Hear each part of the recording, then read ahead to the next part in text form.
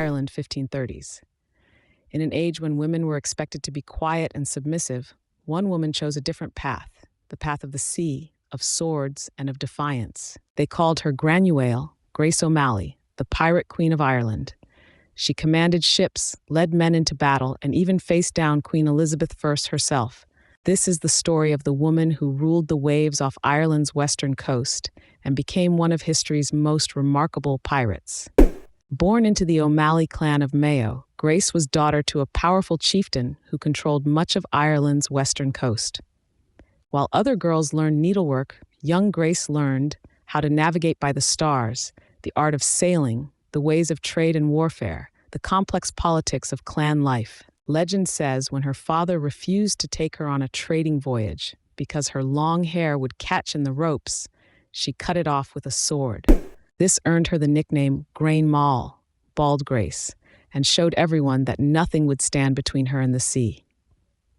By 16, Grace was already an accomplished seafarer. Her first marriage to Donald O'Flaherty brought her more ships, additional territories, greater political influence, a reputation for fierce leadership. But it was after Donald's death that Grace truly came into her own.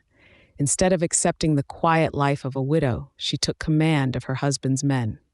She expanded her fleet of ships, built a network of castles along the coast, and established herself as a force to be reckoned with. From her castle on Clare Island, Grace commanded a fleet that controlled the waters of the West Irish coast. Her ships would demand tribute from passing vessels, protect trading ships under her flag, raid rival territories, and maintain complex political alliances. But Grace was more than just a pirate.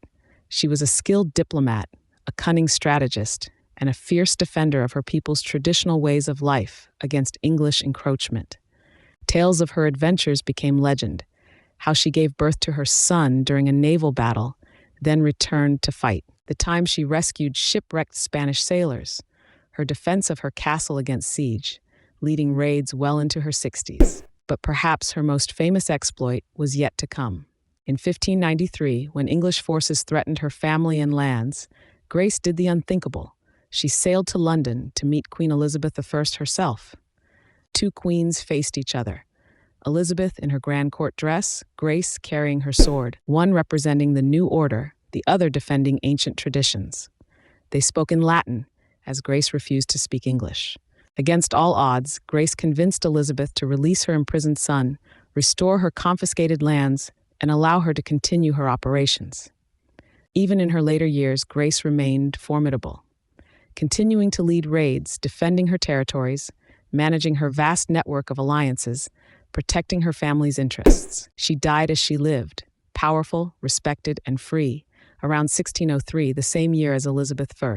Today, Grace O'Malley stands as a symbol of Irish independence and resilience, female empowerment, leadership against overwhelming odds, the fight to preserve traditional ways of life.